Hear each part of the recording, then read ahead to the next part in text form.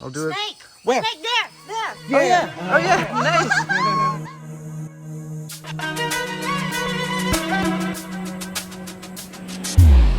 All right, let the search begin. Where are they at? Unfortunately, when we came to the island, I forgot my boots on the mainland, so I'm herping in flip-flops today. Not ideal on these slippery rocks, but gotta deal with what you got, right? All right, check this out. Oscar just spotted the first one of the night. What a beauty. Not very big, but quite nice patterning. Just inching its way across the rocks here, looking for a place to rest, or a moray eel that is stuck in a rock pool. This is the yellow-lipped sea crate, Laticauda colubrina, a highly venomous species of elapid, but they're generally pretty calm and don't bite, and on this particular island, they're pretty common, so I'm gonna leave this one be, and we'll very likely see a whole bunch more this evening. Very, very neat. Just searching along this rocky coastline here. And, as expected, another one. This one's actually quite high up off the ground. They do, as you can see, stray reasonably far from the water sometimes. I've actually in the past seen them even further than this. But yeah, they climb up onto these rocks looking for tight crevices they can wedge themselves in to rest. Really, really cool. Wonder how many we'll find tonight. It's one of my favorite things to do. I mean, one of my favorite ways to herp. It's just so easy. It's like rock pooling. You get to see a bunch of cool fish and stuff as well.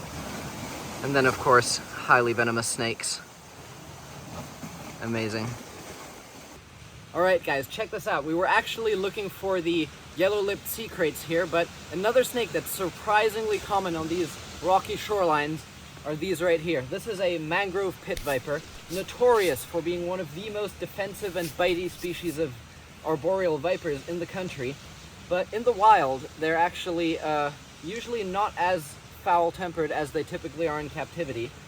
You can usually quite gently get away with picking these guys up. We're not going to hold her for too long because, as you can see, she does have a small bulge from a meal here, probably a frog.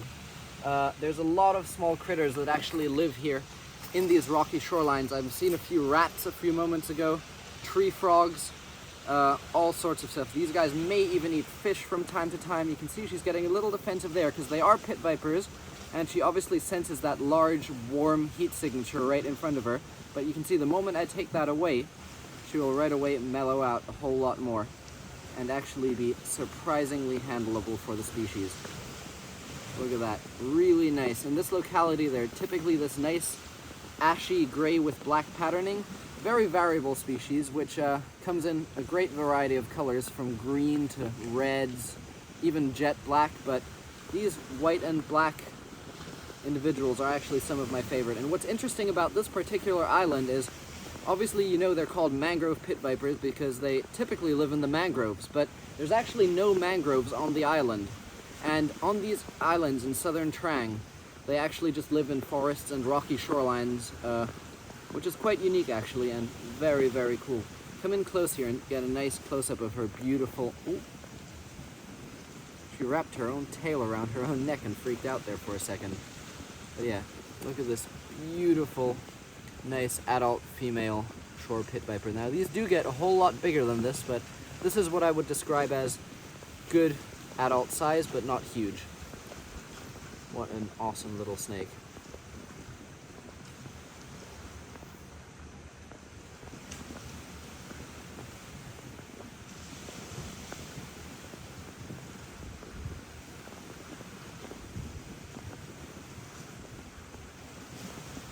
How cool is that? Anyway, we're gonna let her go right back on our stick here, see if we can find some more crates.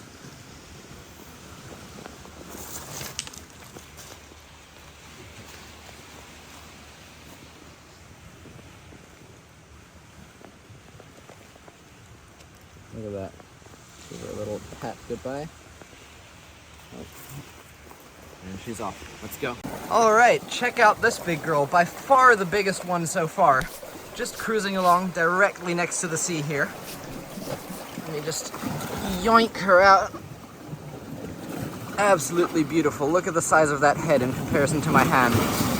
Big ones like this are actually quite uncommon. Oh wow, look now you can nicely see the nice blue eye that these guys have. It's hard to see in the small ones, but they actually have these nice gray blue eyes. That is unusually blue though. This one might be nearing shed. Anyway, it's not really common to see these large adults like this. Typically you see way smaller ones. I'd say large adults are only about 1 in 20. But yeah, this is a big old girl. You can see extremely chill, not even head shy. Absolutely amazing. Alright, so after just a few more minutes of walking around, look what we found. A whole bunch more. We've got 5 over here.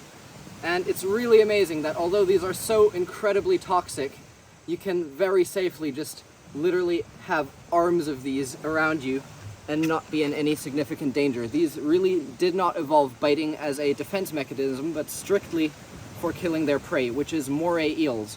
And it's quite common with these guys to actually have bite marks and scars from the moray eels that they catch. Because moray eels' teeth are no joke. Hang on, I'm losing them. It's really hard to keep track of this many of them. Where was the one that had the scar? Let me see.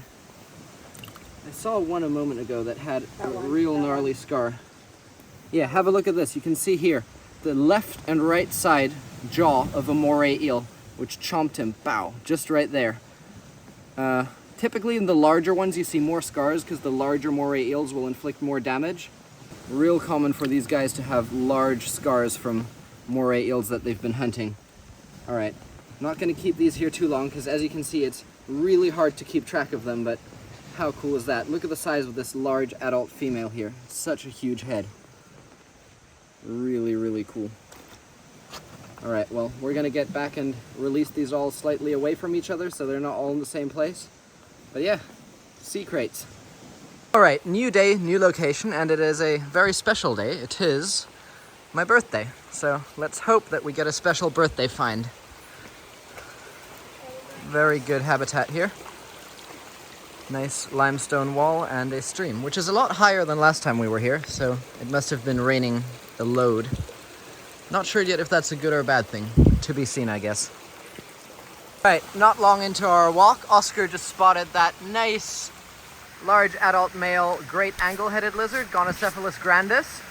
Pretty common down in these southern areas, although usually you find juveniles or females, so always cool to see a large male. I'm gonna just keep herping though. Sure we'll see plenty more.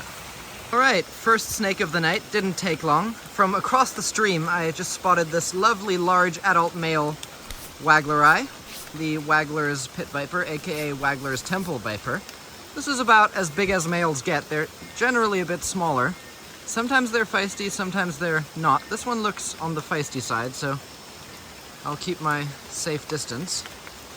Very, very pretty though. Last time we were here we found an adult female. We were hoping we might be able to track her down again, but if we don't, we'll be quite happy with this nice male.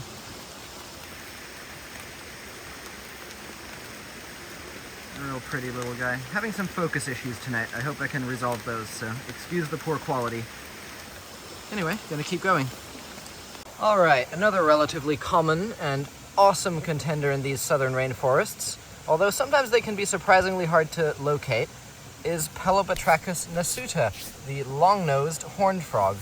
Very slow and dopey frog which relies almost entirely on its supreme camouflage to avoid predators.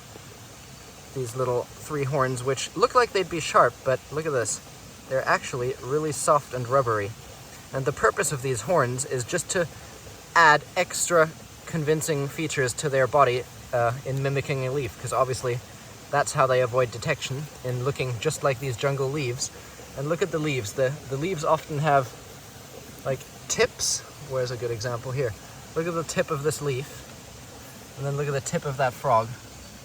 And look at the patterns on his body. He's even got like the veins of the leaves on the frog. One of the most well-camouflaged frogs in the world, I think. This is only a medium-sized little guy here. They get about twice or even 3 times this size. And when they're threatened, they will like, look at this, they will like hunker down and lift their body, shielding themselves from the attacker. Pretty cool. Alright, let's go. Look at this cute little fellow.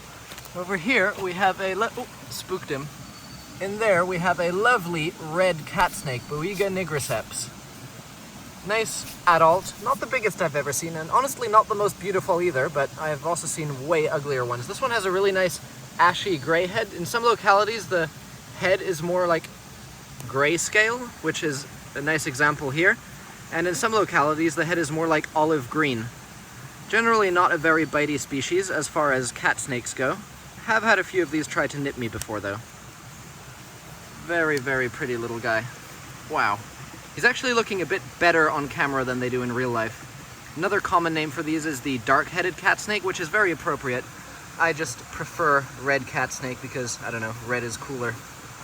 Super neat little guy though. These are venomous and rear-fanged, although it would take a while for them to chew on you to deliver venom, and it's not significant to humans anyway, so no danger to humans. What a nice little snake. Alright, nothing too spectacular, but really pretty. Little juvenile Certodactylus lecaguli, the Lecagul's bent-toed gecko. A lot of these certs look very similar as juveniles, but what sets these apart from others is, see how that tail fades into pure white? That's how you know it's the Lecaguls, at least in this area. And as adults, these dark bands on the dorsum, they'll fade away and be a lot paler. And the yellow will also fade a bit to be a more bland, like brownish color. Super cute. Alright guys, check this out. Another really neat birthday find is right down here. This beautiful, rather small Malayan crate. He's doing his typical crate head hidey thing. Come in a bit closer here so you can get a nice close-up of this guy. Look at him, he's tucking his head under his body there, typical of crates. And they move in these very twitchy motions. When they twitch, sometimes they'll actually bump their head into you and people mistake that as strikes. These guys are actually reasonably well behaved in that if they bump their head into you, they generally don't bite. The only way you'll ever get bit by these is if you let them like crawl over you and then they smell your skin and then they may bite. So they're actually reasonably easy to manipulate. You see, they're very twitchy, but they do sometimes bite. They're definitely more bitey than most of the other crates. See? That's exactly what I was explaining there. Instinctively, you'll want to flinch because it seems like they're striking. But yeah, most of the time when they twitch like that, they always have their mouth shut. Very, very, very nice little guy. Quite twitchy, and this is a reasonably small one, probably about a year or two old. They get a lot bigger, obviously. But yeah, very, very nice little guy. You can see he keeps trying to reach my hand. This one's actually quite uncooperative as they go. Sometimes they're a bit more easygoing. But yeah, we're not gonna mess around with this guy too long. He clearly doesn't like it. But yeah, very neat little snake.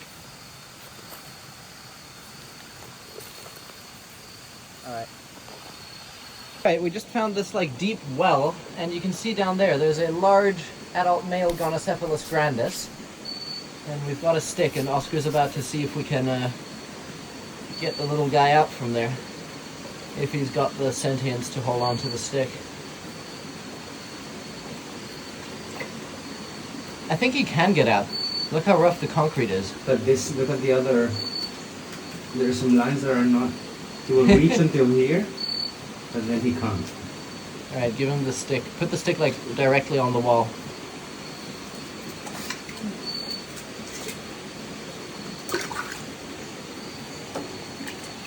This ain't gonna be that easy. Don't want to be saved. We need a long stick that has branches on it, or the other thing is... Alright, we're gonna build a contraption and get back to you in a moment.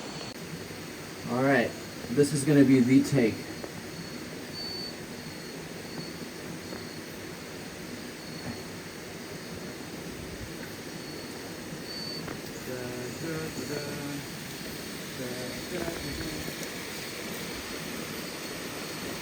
Got him! Nice! Alright, we got him out, and you can see he's went into his full-on brown stress colors. These guys, when they're stressed or tired or something, they change color to this brown from their usual bright green. But yeah, he's probably extremely exhausted, but at least he's alive. Look at these nice turquoises on the tail as well. Super pretty, and of course this nice crest where they get their name, Great Angelheaded Lizard, which I just realized doesn't correlate to the name at all. I'm too tired. Yeah, really beautiful little guy. Just gonna let him go, get home. Right, new night, new location. It's actually been a really long time since I've been here. The hands down best herping spot in the country. And just a few minutes in, Oscar spotted this lovely little triangle keelback, Xenocrophis triangularis, resting on a leaf here. Actually, the first time I've seen this species at this location, which is pretty cool. Yeah, very, very nice. I think we're gonna grab him for some photos. Anyone want to do the honors? I'm gonna try to take him in cedar first. All right. All right, let's get the little bugger. Oh, such a chill snake. Yeah, these guys are pretty chill. They do sometimes bite, but they have really small teeth. Wow, this one is absolutely insanely bright. Probably one of the prettiest triangularis I think I've ever seen. What a lovely little snake. Of course, Yeah, very nice snake. non-venomous, one of the keelbacks that are in the Xenocrophis genus. Or have these ones been moved to Fowlia as well now? I'm not sure. Anyway, nice little harmless water snake. Be careful with these guys because they can drop their tail. Very, very neat. Well, we're gonna grab some photos and keep on searching. All right, next find is not a snake, but still a pretty cool one. This is Bronco Cella cristatella. I do not know the English name for these, but they're actually really cool because, look, if the camera will focus, look, they've got these like blue spots on the green, which is what sets them apart from Bronco Cella ryaensis. Really, really cool though. Not common to see these sleeping low. Wow, guys, I just spotted a huge monitor sleeping half underground here. I'm not certain at this point, but I believe this is Dumerul's monitor, which would only be the second one I ever saw. I think we're going to be able to catch this one. Let's just, I'll do it. Snake! Where? Snake there! Yeah. Oh yeah, nice. Hey. There's a nice mangrove cat snake there as well, which is a very good opportunity to introduce you guys to Sky, my girlfriend. Hello. Awesome. Double find. Right, we've made our way around, and it's actually really well camouflaged, but just in the middle there, you can see the tail, and Oscarcito is about to grab him. Go, Oscar. Wow. He's wrangling, he's wrangling. Grab him by the head. Yeah, I'm going. Is it Dumerul's? I can't tell. Nice. Nice. Nah, Super nah, nice it's just cat. Salvatore, just the Asian water monitor. Nice. Beautiful. Oscar's first monitor catch. Muddy big fella. We actually saw his footprints in the mud a few steps earlier, and I was just saying to Oscar, look, a big monitor's been here. And then a few steps further down, found this guy sleeping. Look at that dinosaur-looking head. He looks very confused by this situation. What a beauty. Oh, wow, look, he just, he's very excited to see Oscar and popped out his purple rocket. And he had a fight with something Spectacular. here. Oh, Look. yeah, he's got a scar as well. I'm just trying to... All right, Jonathan just had a little play with him as well, and now we're ready to let him go. All right, let's see what he does. It's probably going to just sit there for a moment and then sprint away would be my guess.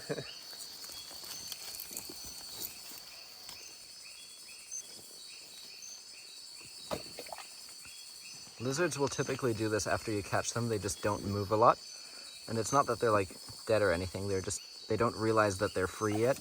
Yeah, drag them back. Oh, there we go. And that was that. Such a cute animal. Wow. All right, now let's look at this mangrove snake that I just quickly shoved in my bag so we could catch the monitor. Yeah. All right, retrieved this little sir from my bag. Lovely little mangrove cat snake. It was a bit nippy at first, but you can see he's mellowed out quite quickly. Not gonna waste too much more time on this guy though, because my camera is running a bit low on storage and I'm trying to save that for the better finds. So yeah, very nice little find by Sky. Awesome. Gonna just let him go. Whoop. All right, check this neat little thing out. Not sure what species this would be. I'm sure some of you guys will know and tell me in the comments. Really cool, like carnivorous cricket looking thing. Crazy long antenna too. Seen one of these before, but never knew what they were, so if you guys know, let me know. me now.